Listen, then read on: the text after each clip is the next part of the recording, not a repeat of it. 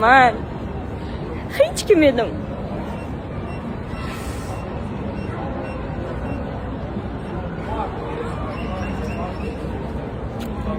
Nimaga?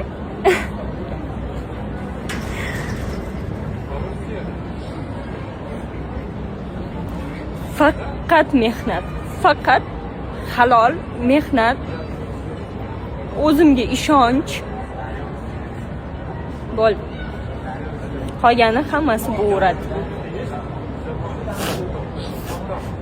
Furqatini SMM Studio 7 Dubaydagi недвижимость ofisim endi mana shunaqa joyda bo'ladi.